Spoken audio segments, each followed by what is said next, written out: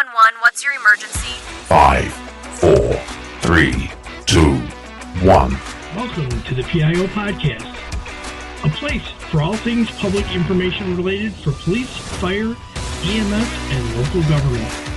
It was a good learning experience for a lot of us that social media is not real life. But we have to remember the media are very rarely a target audience. They're simply that conduit. Our words have impacts on individuals, and it may not be positive. So just being thoughtful and mindful of the words that we speak. I think what's so interesting about this position too, and this job and this profession, is that every one of us is looking for purpose, and when we find it here, that's it. To know is that a crisis for one is not necessarily a crisis for another.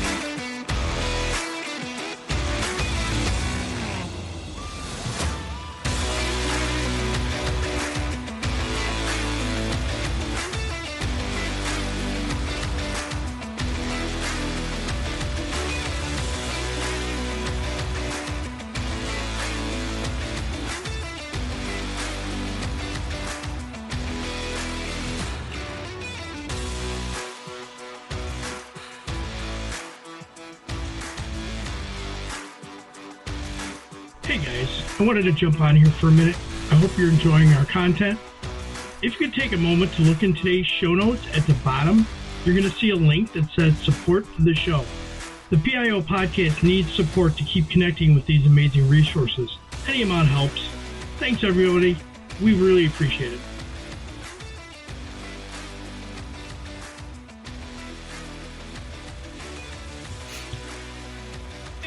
Today on the PIO Podcast, we have a great group of panelists. Thank you for all being here today. My name is Robert Tornabeni, and I will be the moderator for today's discussion.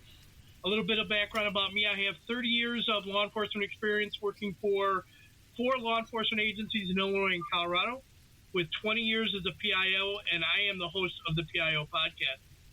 So thank you all for attending. Public information and transparency, the new buzzword of the 21st century. For those of you in the audience, if you have questions, please submit them using the chat feature. We will try and answer them at the end of the discussion. Now I would like to introduce our panelists. First, we have Nelly Miles. Nelly is a 24-year law enforcement executive. She serves as the Director of Public and Government Affairs for the Georgia Bureau of Investigation. She oversees the state agency's external communications and legislative priorities. Adamy Myrick. Since 2015, Captain Adamy Myrick has served as the Public Information Officer, primary spokesperson, and media liaison for the Lexington County Sheriff's Department in South Carolina. Next, we have Katie Nelson, who currently serves as a consultant and instructor with Julie Parker Communications. She previously served for nearly a decade as a law enforcement strategic communicator with the Bay Area, California Law Enforcement Agency. Our next panelist is Tamron Olden. Tamron is the CEO and owner of Talk Public Relations, a PR firm dedicated to improving public safety, communications, and digital marketing. She has over 20 years of experience, including 16 years at a Southern California Police Department. Our last panelist is Gary Woodruff. Chief Gary Woodruff retired from the Lawrence, Indiana Police Department after 40 years of law enforcement for 3 different law enforcement agencies, 30 of those years serving as PIO and Media Relations Chief. Today we will be discussing transparency in law enforcement. It is a word that is frequently spoken by law enforcement executives, politicians, and the public, but what does it really mean? To start off our discussion, we're going to define transparency in law enforcement. Nelly, how do you define transparency within your agency, and what strategies are employed to balance it with operational security while building public trust? Thank you, Robert. First of all, I just want to say thank you for just the platform and the opportunity to share. Transparency has definitely been a popular word these past couple of years. And for my agency, the big thing is that people want to know what's happening with your agency. They want to know what's going on and how it's going to impact them.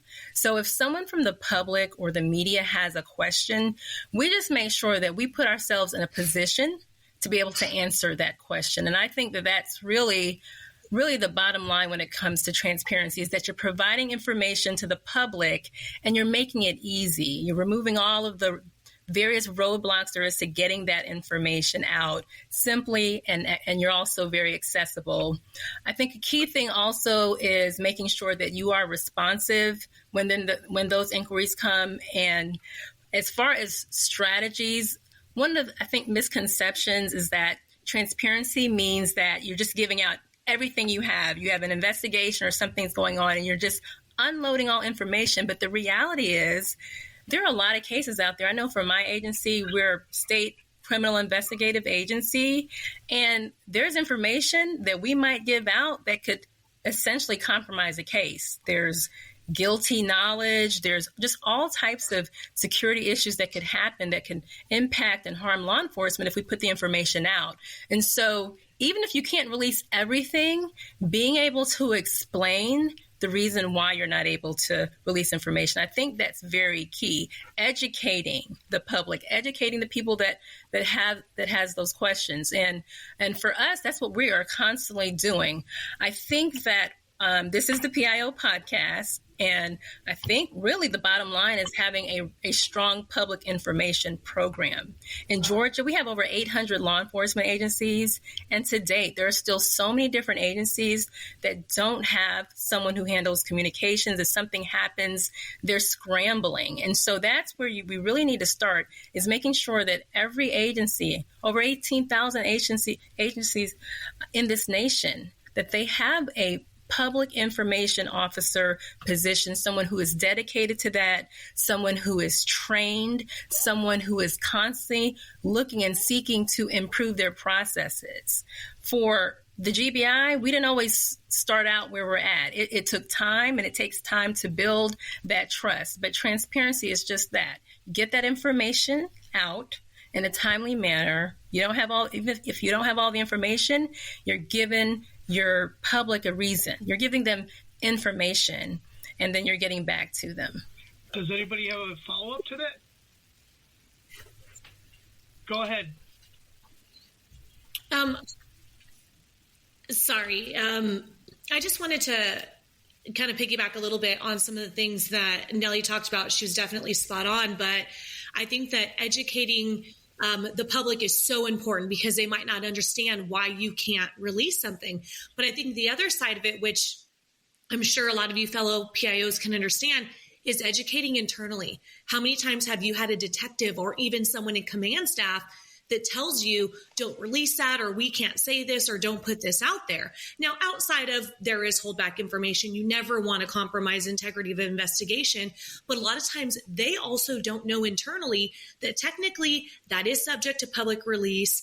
We want them to hear the information from us first on our terms, versus putting them through the process of obtaining sometimes a lot more than we were initially going to give out, because now they're going through a process of public records requests. And it's just a matter of not only educating the public, but also educating internally. Okay. Anyone else? Go ahead, Kerry.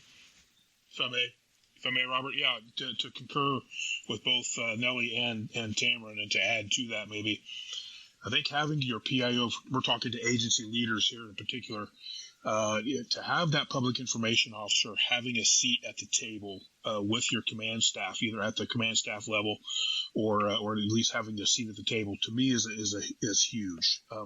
I've had that good fortune throughout my career, and having a seat at that table and being a part of those discussions, being involved with them from the beginning, I think it's a key agency investment that they can make, exactly as Tamron said and Nelly indicated as well. And investing in that position, but also in that position having a seat at that command staff level table, and having the interaction with the entirety of the agency and understanding of the entirety of the agency. I think those are some key investments that law enforcement leaders can make within their agencies to promote exactly what we're talking about here today. Okay. Anybody else want to jump in there? All right. Adam, let's go with you. Let's start off with mechanisms and technology for transparency. And what are the current policies, technologies, or practices proving effective in enhancing transparency in police agencies?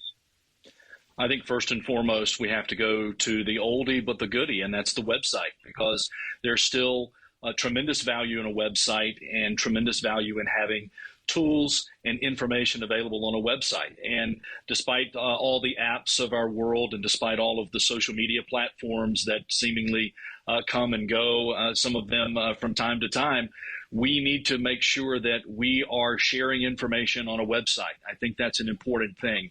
And let's not forget also about the good old-fashioned news release. So I think putting news releases on your website, yes, I know it sounds maybe a little quaint, and to some, maybe it sounds a little passé, but there's still something very, I think, specific and also effective about doing that, because so many of our community members are still going to Google and they're still going to search. And we want to make sure that our information and the reports, the news releases, and the other things that we're sharing are available on as many platforms. And again, don't forget about the website. Social media, we know that. Let's continue to do that as well. But I think as a word guy, I just want to think about, when I think about transparency, I think about two other words, and that is candor and accessibility. And I think we have to maintain that sense of candor and maintain accessibility. And part of that accessibility is making sure that it's digitally available, making sure that our efforts to be transparent are something that are easy to access, and then also making sure that we're being transparent, not in a reluctant way, but in a very candid and open way.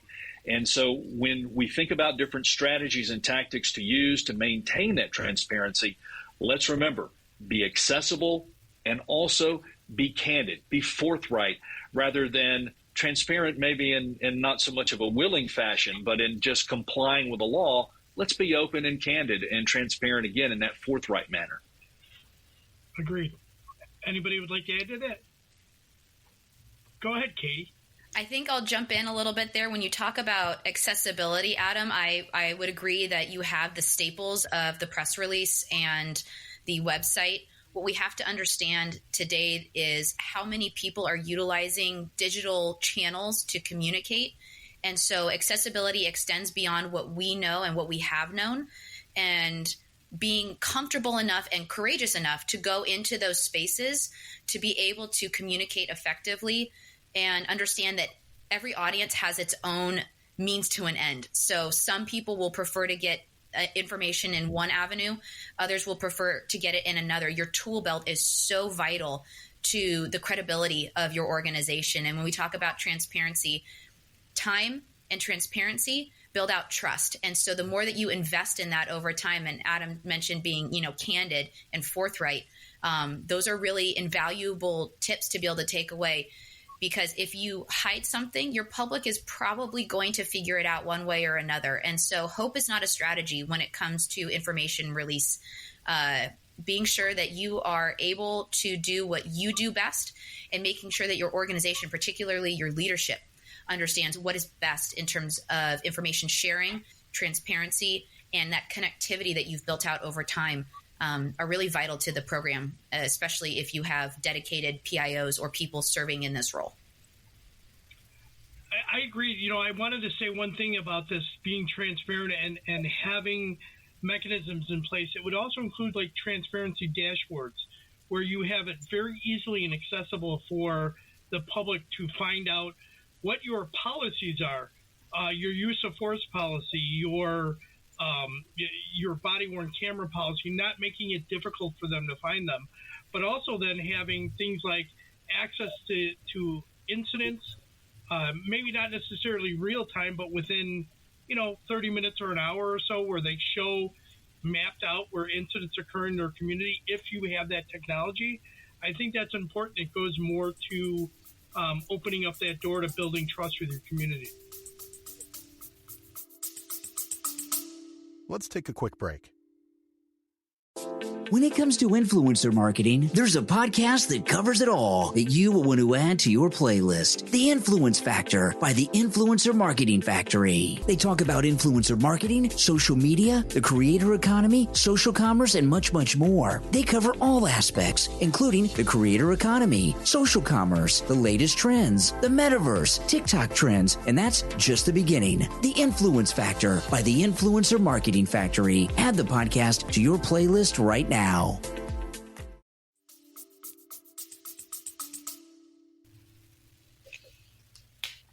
Robert, along those lines, an additional benefit to that is it can actually generate leads and tips for your agency as they are investigating incidents that have occurred. If we're out there with some of those, there's so many platforms now that help help citizens connect with their police departments and find out what's going on in their neighborhoods and areas.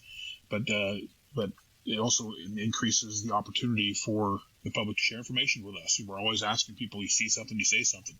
And every platform we can offer that can assist in facilitating that, I think it's a win for everyone. I agree. Anybody else want to add into this?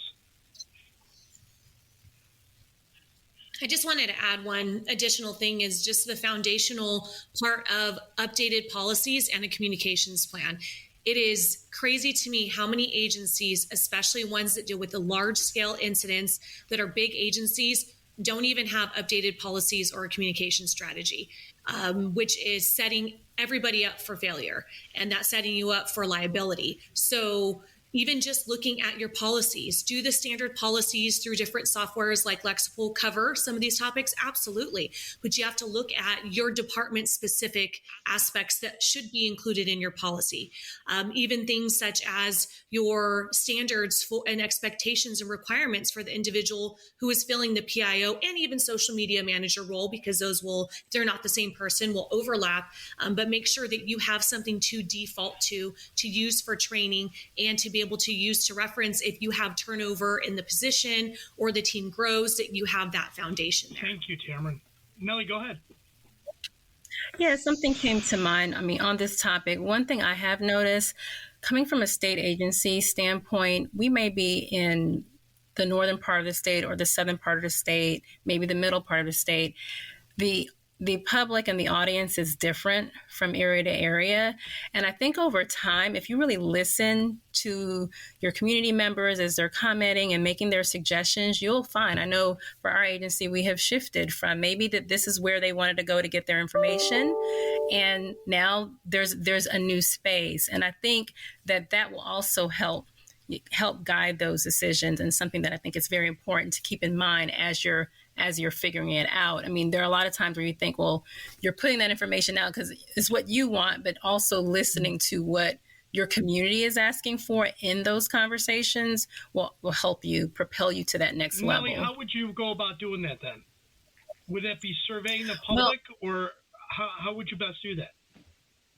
Well, the way that really have been doing it is going into the comments section. I know for our agency, we would get a lot of questions because we're investigating basically all the officer-involved shootings.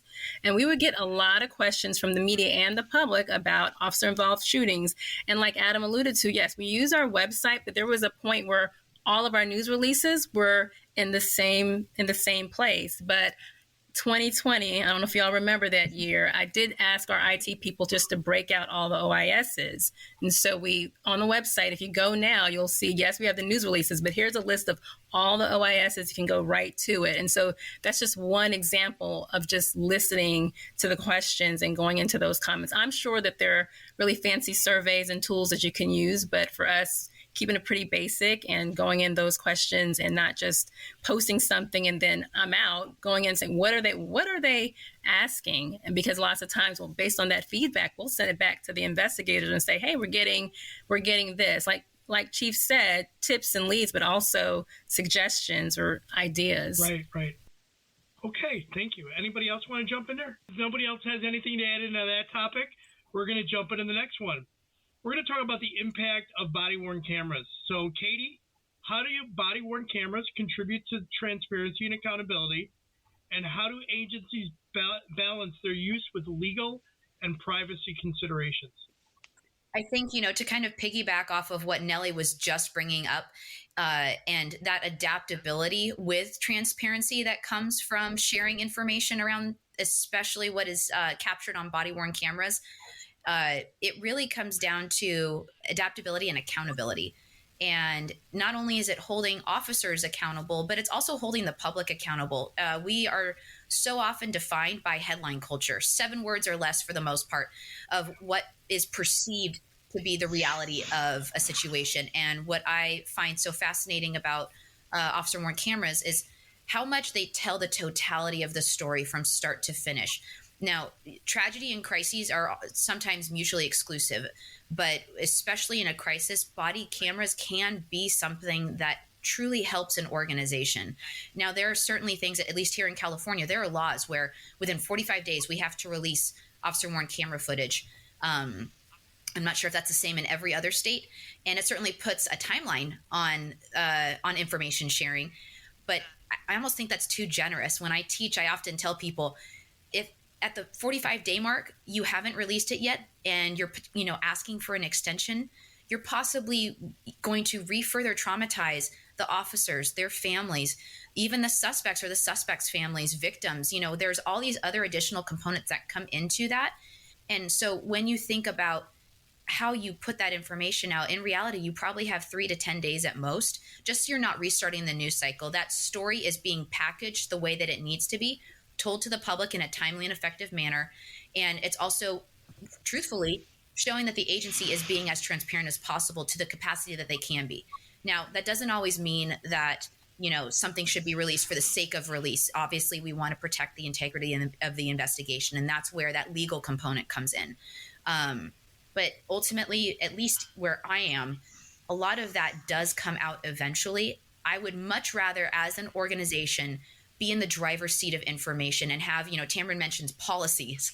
I can't stress that enough. Having a communication policy and strategy in place to understand both internally and externally what that's going to look like, and how ultimately you have to be mindful of constitutional rights, voir dire with the jury selection, and all that comes into how that information is displayed, and not trying to necessarily just provide opinion, but really at the end of the day, ensuring that all of the facts are out there and that you are explaining procedures and policies to the best of your ability, so that regardless of what people feel, they at least have all of the information to formulate as complete of an opinion as possible. Anybody like to add in? Go ahead, Nelly, and then we'll get you, Tamron.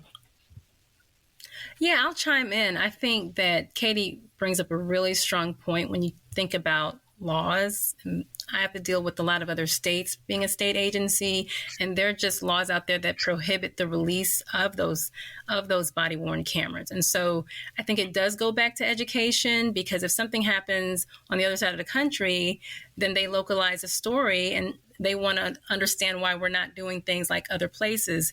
Being in that position to educate them on what our processes are. I think a local law enforcement agency, they have the most pressure because they have to answer to their community. So I wouldn't expect a state agency to come in and to dictate that, because in those instances, we may be so focused on the investigation. And so each local agency, I think, they have that responsibility to figure out what those processes are. But again, if you're in a state that doesn't allow release of body-worn camera in certain situations, we have to be able to explain that. And I would say certainly getting out ahead of that.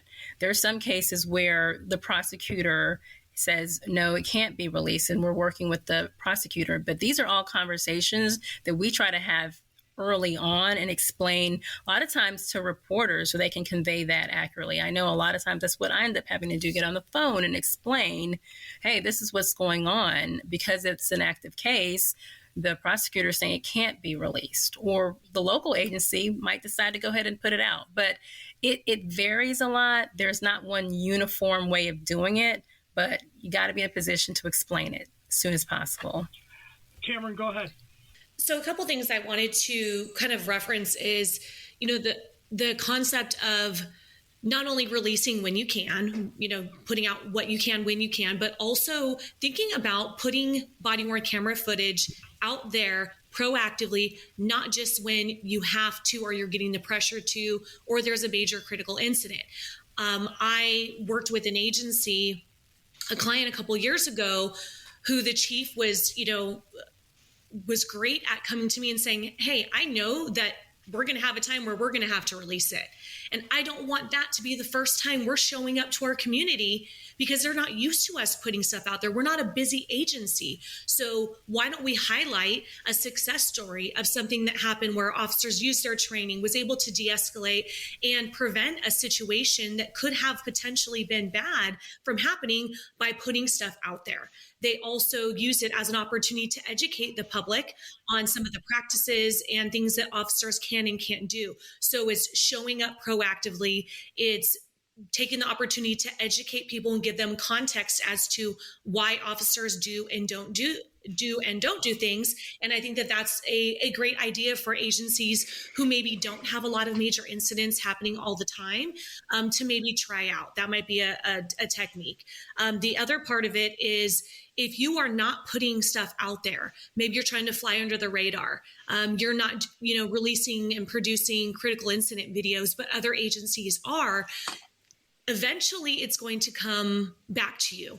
And locally here, just a couple weeks ago, we had a county here that dealt with 5 very significant critical incidents and incidents that didn't go over so well, that caused some major issues with public trust, and really a call for transparency. And I do have to give San Bernardino County props for how they handled it. They put out everything that they could when they could, day of or day after. It was such a swift response, a transparent response. Meanwhile, an agency within the county continued a practice of not releasing footage, of asking for extension after extension. And people caught on to that, of saying, hey, I'm hearing there's stuff going on in this city. Why are they not putting out there? So on the front line of the biggest paper out here stood the story of the sheriff's department putting out what they should have, and then also calling out the city within that county saying, hey, how many times are you guys going to push past, which, like Katie said, 45 days? I mean, that is way too late. That is ridiculous, in my opinion. And now they're doing extensions, hoping that it'll go away. And, that's not something that you want to be put in a position, because now they're going to go back and request, which is what's happening, all their previous footage, and they're going and pushing past the deadlines. And what's brewing right now. They're going to come after them and be critical when they could have just owned things and put it out there in the first place. Go ahead, Katie. I just want to ask a follow-up question to that, Tamron. What about setting precedent with releasing, let's say, proactive or positive footage, and then what happens if an agency chooses not to release footage in a questionable stop or a questionable use of force? That's when they enact, the withholding due to investigative reasons. How would leaders and PIOs, address that? Or is that where it's best to have policies in place for, once you start the ball rolling on releasing body cam footage, you treat everything the same? I don't think that there would be a blanketed approach to this. So for example, the video that we put together, there was somebody who was making threats to do suicide by cop, had clearly struggled with mental health issues and mental health history, could have gone very bad. And we'd even seen similar circumstances where it went bad. And officers were so compassionate, remembered contacting him before, related and said, hey, remember I contacted you not too long ago? That was you, right? See, I'm here again, I'm helping. And it's showing that compassion, showing the training, showing the de-escalation. And that, I think, being proactive with that, and not with every incident of that type, that you're building that trust proactively, the trust that they know that when you can release something, you will, and that you're not against it. But sometimes there are circumstances where you have to, push beyond what they would expect. But they also know, because they have seen you step up and be transparent, that they're going to trust that you're going to put something out there as soon as you can. So I don't think a policy blanketed would be the right approach, but just making sure that you're taking each circumstance case by case and providing an explanation or context to why you would or wouldn't put something out there. Does anybody else have anything to add? They'd like to add? Go ahead, Gary. I do, if I may, Robert. I think, and Tamron and Katie bring up great points. Everybody's brought up great points on this specific part of the discussion. I would add and offer for consideration that if an agency is proactively putting out these, especially body-worn camera videos, and then they do have an incident where it's something they don't want to put out, that agency runs a big risk of being seen as incongruent and inconsistent in what they're doing. I think if an agency can be at least mostly consistent, and yes, some of that can be explained, certainly, but I think it's just something that agencies need to draw a balance with as far as finding that correct way to manage that, whether it's policy driven or common practice or even on a case-by-case basis. But it is a risk that is ran that if you're going to put out all this body-worn camera video on all these incidents, and I understand the reasoning for that, and I concur with that. I get that, support that. It's you're going to have to do the same when an incident happens that you may not want out there for whatever reason that may be. So it's somewhat of a double-edged sword and something I think agencies need to take into consideration. Also, I think reverting back to state law, if there's a state law in place, obviously that needs to be followed, and hopefully our state legislators are smart in when they're passing legislation and not reacting to something. Here in the state of Indiana, our legislators did exactly that. They crafted what's a pretty good statewide law on release of body-worn camera video. So I just want to offer those things for consideration for agencies that are thinking about what they're going to do with their body-worn camera videos. Katie, you brought up, I think it was Katie that brought up, Nelly, you brought up critical incident videos. One of the things that I've seen so much more is the production of critical incident videos in regards to an officer-involved shooting, an officer-involved use of force, and they're very in-depth. The previous agency I used to work at, they put out several of them when we had officer-involved shootings, where we defined the policy. We showed where the body camera was mounted on the person's vest, and then of course the video in its format with mapping and all that. What are your thoughts, everyone, about agencies being that detailed and putting information out on a video about a critical incident that occurred? I think it adds a lot of context, and I believe they had a policy at the time. I believe it was 21 days from the incident. 21 days, and it had to be produced and out. Nelly, did you have something you wanted to add? No, I didn't bring that up. I mean, it may have been Tamron or Katie. I mean, the main thing I was going to say, I have seen it. That's not a practice that is common in my state. I've seen other agencies. I've been at training conferences where that's done. And I think that it is an expectation that has been built within that community. They started to do it. It's very, very open. I haven't seen many drawbacks that I'm aware of. I just always wonder, when you're looking at there are open investigations. So I'm still kind of watching to see when you start adding context to something, because I'm much more used to putting something out and not adding anything. I don't want anyone to look and say, oh, well, they're just spinning it and they're trying to explain things away. So that's the thing that I'm evaluating. I have seen some of that, and we're still kind of seeing how that works for those communities. Well, I would say this: they're not adding any information more into the video itself. They're just basically putting out everything that they can to show people this is where it occurred at by giving a map, showing what their policy is, and then showing the video from start of incident to end. They're not changing, altering, or editing anything out.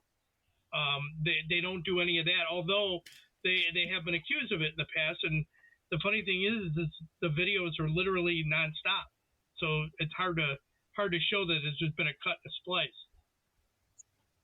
Go ahead, Katie. I do want to add, Tamron brought up, and kind of the question that I raised was about precedent, especially legally, with putting body camera footage out. And I was trying to think of ways in which Tamron was providing examples of, something continual to build up that expectation that we will tell the story of good calls, or you talk about good training, things like that, to visually show people what works well. And then when the time comes to share information, because it's a critical incident, the expectation is already set that footage will be a part of that package. I remember Arlington Police, under at the time Deputy Chief Chris Cook, they did, I want to say it was like Footage Friday or something alliterative, where they would find maybe it was the body camera footage of the week. Maybe that's what it was. And every week they would ask their teams so therefore they had an investment in the story to tell of a good call or something fun or something different that just created that normative behavior of release. And some of that footage, was routine. It was like, here's what, a traffic stop looks like or something like that. So then they were also getting a bird's eye view from the body cam footage of how the officers interacted with the community, things like that. So they set that expectation. Some of it ended up making national news. I remember there was a call where there was a person dressed in a costume, and it scared the officer so bad he screamed like a girl. And it was just so funny, but it was so real. And then, when they did have critical incidents, the release was the same. And so that's a good example of what that agency did, to Tamron's point of telling the story with footage before you have that baptism by fire situation of a place to go look and see what that looks like on a consistent basis. I think that it's important to have consistency. Go ahead, Tamron. One thing I did want to mention, which Nelly, you had brought up, is how things are edited, right? If you have an incident where there's 15 officers and they're doing interviews for hours and hours, trying to package that in a way that doesn't change content or doesn't change the story, doesn't look like you're altering or justifying, but then how do you also paint the picture? And that's hard because my team does that for a lot of agencies. And we had one incident where we had to go through, and it was a major active shooter situation at a festival, and you had 50 officers there, and it was a nightmare to go through and try and package and redact and all of that. But one of the things that I unfortunately have seen and have had to step up and push back for, or have had PIOs reach out to me, is departments being intentionally selective in what footage they put out there. And I'm just going to say it how it is. They're doing exactly what they accuse the media of doing. They're spinning the story. They're changing the story for their benefit instead of looking at it from a factual standpoint. They're leaving things out. I've had people call me and say, hey, we're editing this, and they're telling me to not use this. And what they're not remembering is your edited version does not meet the law requirements of what can be released. So what happens when they get a hold of the 15 officers that each have 3 hours, and they go through it and they start going, that's weird. You left this off, or how come you didn't show this angle? And then now what happens? You've completely lost all trust. Transparency will never be a word associated with your organization. And so it is a balance of how do you tell the story in the best way, proactively, without doing it in a way that's going to make people think or believe that you are changing the story, whether intentional or not. You know what? I agree with you, Tamron. I think that's an important distinction to make. Chicago PD recently released video from the Dexter Reed shooting, and that was where this made national news. The officers fired 96 rounds at this vehicle and this person involved in the shooting. What I think the context that came out of this is the media took 96 shots that were taken, but they didn't take into account the logistics of this shooting. There was a vehicle in the way. There were officers all the way around the vehicle. The shooter that was originally shot the first officer was still in the vehicle and then exited the vehicle and then eventually collapsed behind the vehicle. So you have 4 officers running or 5 officers running in different directions for cover while they're being shot at. And the media said, they shot 96 times. Well, the problem is you have a lot of different things that are going on there, including the potential for somebody thinking they're being fired on with friendly fire occurring. Go ahead, Nelly. What this conversation is really making me realize a lot of times what happens, at least from what I've seen with body-worn camera, I mean, we're really great, I think, a lot of times of writing our news release and putting the information out. But sometimes, and you know how it goes, I mean, these stories, they start to catch more attention than maybe just your local community. And then people start asking a bunch of questions. And guess what? They just do not believe your words. I mean, your words mean nothing. So there have been a number of times, even though we are an investigative agency, and that's our core focus, is that we've released body cam because truthfully, there have been so many questions and it was only the body cam that could answer those questions. And so you could see that what we're putting out. And so after the body cam is released, it's like, okay, well, it's done. We've moved on. And I think that that's what body cam can do when we're talking about transparency. Okay. Let's move on here. I think we've covered a lot on this, and let's go on to the next question. The next question covers communication and perception of law enforcement actions. And Tamron, how can law enforcement agencies improve communication of their actions to ensure that the public's perception aligns with the reality of policing? Let's take a quick break. Hey, Bar and Grill fans, it's Jim with Madhouse Bar Talk, where me and my co-hosts sit around and talk about the things going on around Madhouse Bar and Grill in Elyria, Ohio. The whole conversation is unscripted, uncensored, and unedited. Anywhere where you stream podcasts, just remember, Madhouse Bar Talks, baby.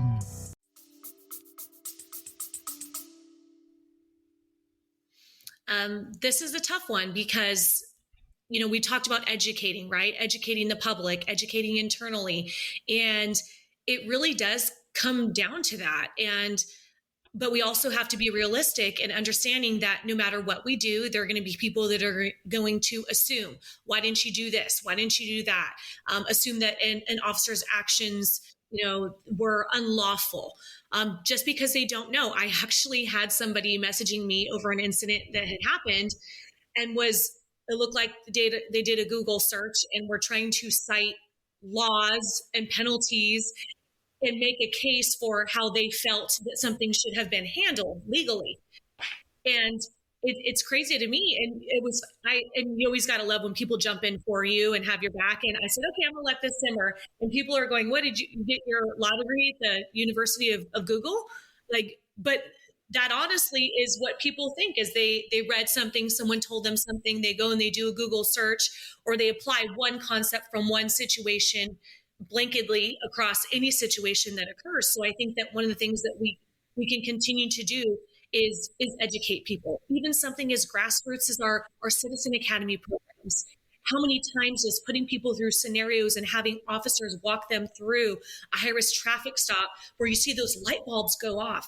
And those are the people that are vested in your community who are going to be the ones that are going to stand up for you if something happens, or get back at those trolls in the comments that are questioning you because they actually know and took the time to learn.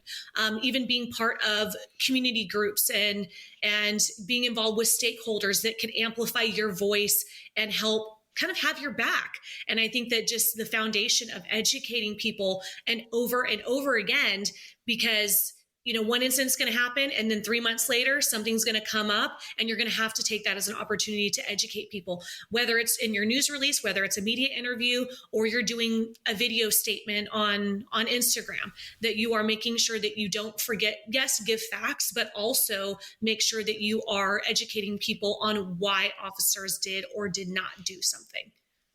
Thank you, Tamron. Anybody like to add into that? Go ahead, Nelly. One of the things that we're dealing with more recently, I understand that incidents happen and people might have their different perceptions of what probably happened in an incident, or what they think that happened, or they don't get it. But there are a lot of movements that are going around, coordinated, not just local movements, not just national movements, but international movements, where these groups are intentionally creating stories, propaganda, and sharing it. And people are latching onto it. And it can be extremely scary because a lot of things that they put out are really inspiring some bad actors to harm law enforcement. And so what I have found lately is that for me, like the best time to tell a story and tell an agency story is when it's quiet, of course. And so just constantly pitching stories to media, constantly finding different stories within the agency. I just go around what's happening today so that we're constantly each day telling our story. So when that day comes where you're having to fight this propaganda and feel like you're in the middle of a war, you know that you have already built up this online reputation, because most of our issues are now, I mean, they happen online. They really don't, I don't have to really deal with, it's not the reporters that I really have most of the challenges with as far as creating these stories. It's really these stories online. And so I think it's just really important that every day we're spending time to find ways to tell that story, and just remember that when you're on there and you're moderating this content online, that you're just there's just a few people screaming really loudly, okay?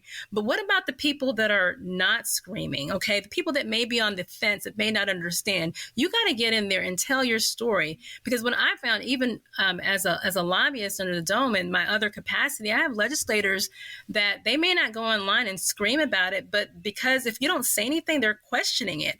They're just reading the propaganda. We don't want them to get pulled. So it's up to us to make sure that we're out there and every single day standing firm in who we are and what we do. So I think that, I've become way more passionate about it, because before it's one thing when someone says, oh, someone was shot unarmed in the back and, they want justice. I mean, it's a much more legitimate concern for me than a group of people who are just creating and making up, these false stories, and the importance now more than ever. It's so important that we have those public information officers, those communicators that are there every day telling the story, to just obviously build the trust, but also to keep people safe. And I think that's really important. I'll get to you in a second, Katie. I think it's really important that this is where the executives need to know they have to have an individual, that public information officer that's there, that is the person doing not a part-time person, but the actual person that's doing it on a daily basis. Because without that person, you can't do it on a part-time basis. It just does not serve your agency very well. Katie, go ahead. I was just going to add to that. Nelly hit it on the head.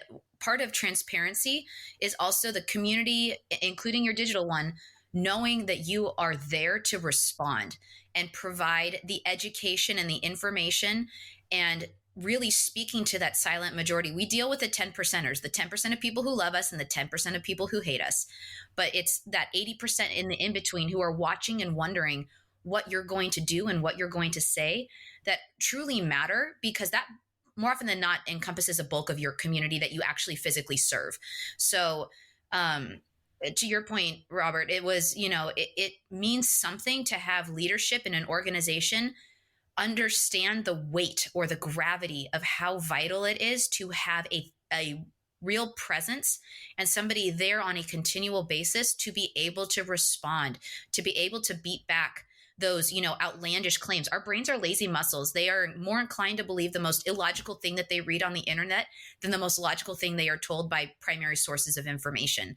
And that requires a consistent and persistent effort on organizations' parts to be present, to maintain, and to ultimately overcome what potentially people on the internet are saying, because they know that silent majority is going to be present when they need them most.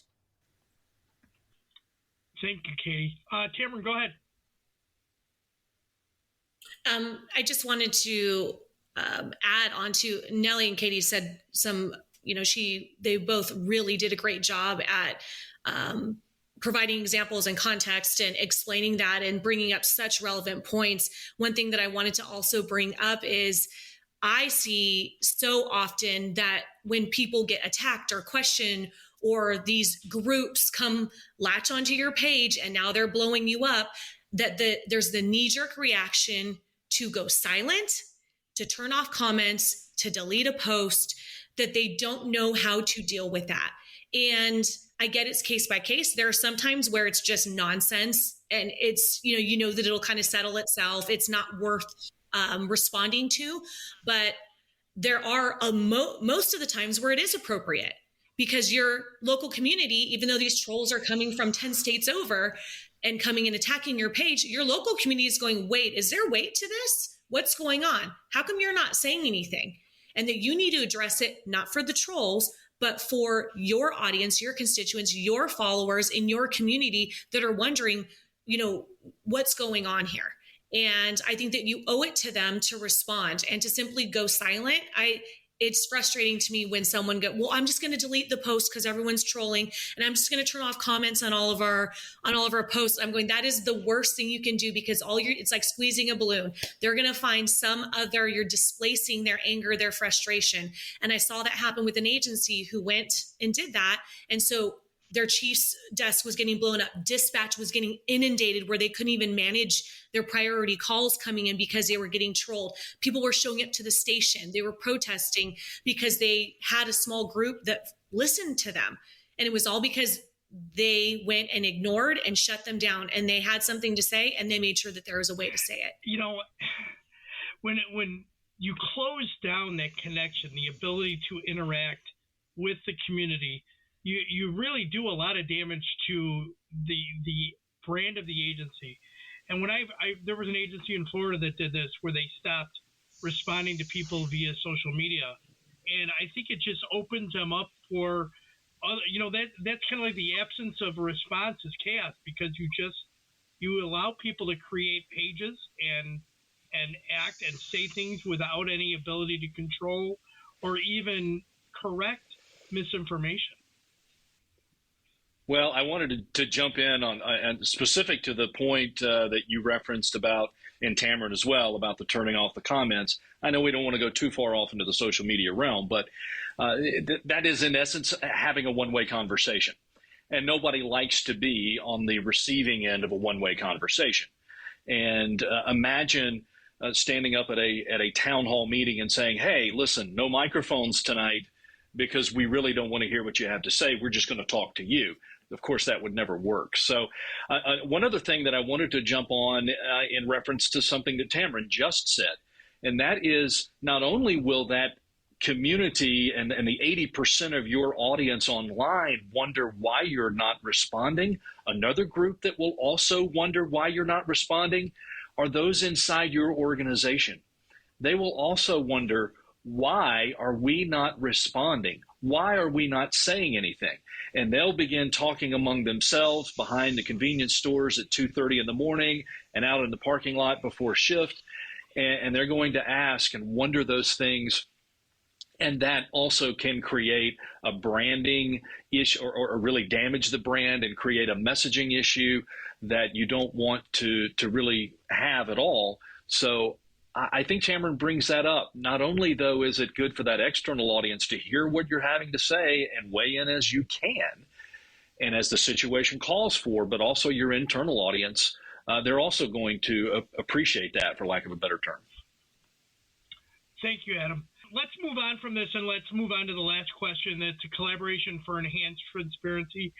Gary, how can public information officers work alongside community organizations and advocacy groups to foster transparency and address concerns about bias or fairness in policing?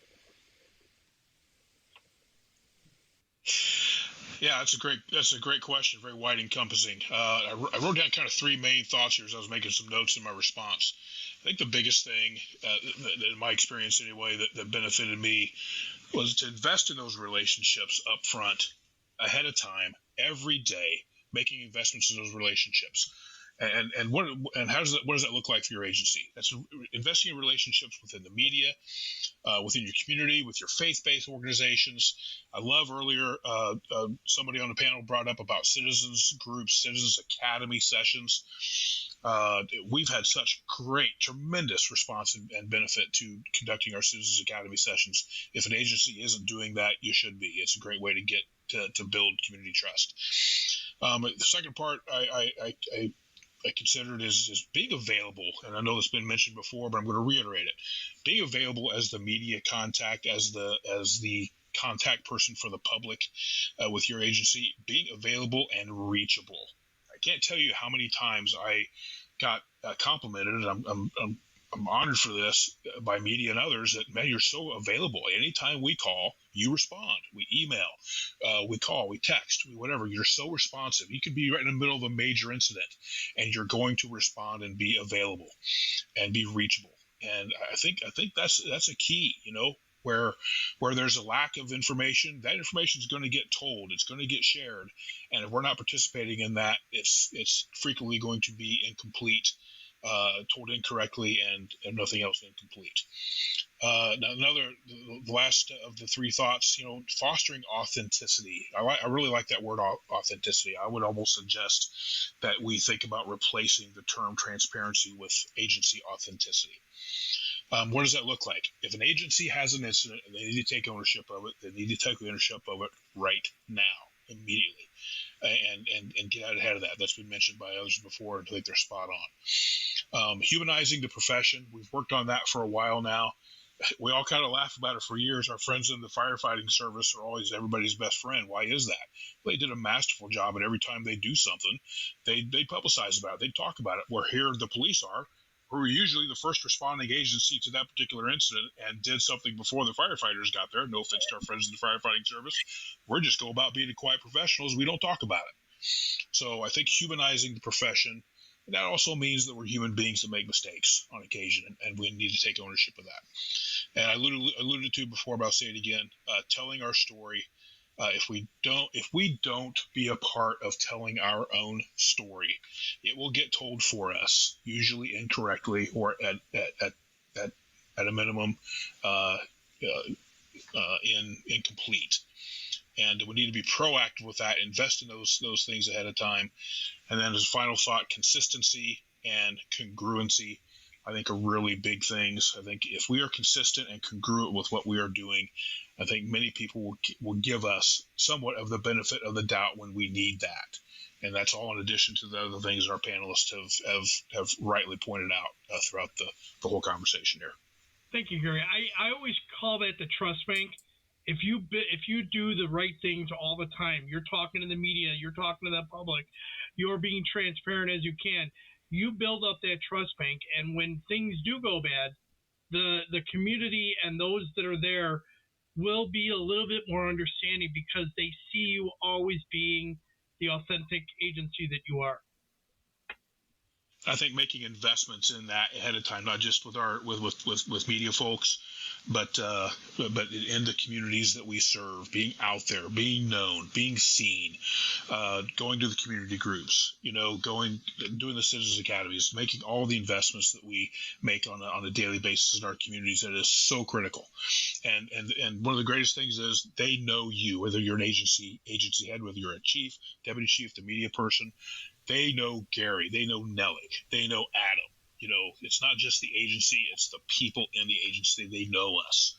And I think that builds that trust within your agency and within you, within us as representatives of our agencies. Mm-hmm. I agree. Anybody like to add to that?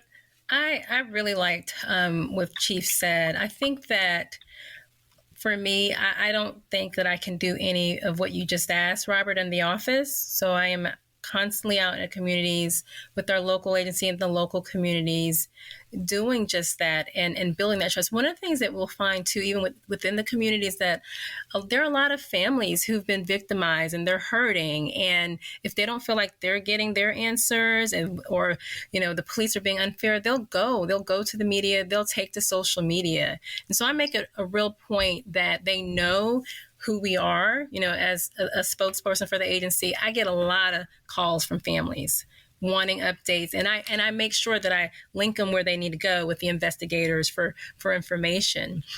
I have a specific story. It didn't happen in my agency, but it happened very recently in a local sheriff's office where an inmate died. And to Chief's point about the PIO, well, the media person, the PIO for that agency, they were gone for maybe a day or 2 days. They did not turn an out of office reply on. They didn't let the media know how they can reach them. The media called them to ask about this inmate death because the parent, who happened to live in another state, was calling. They said they didn't have answers.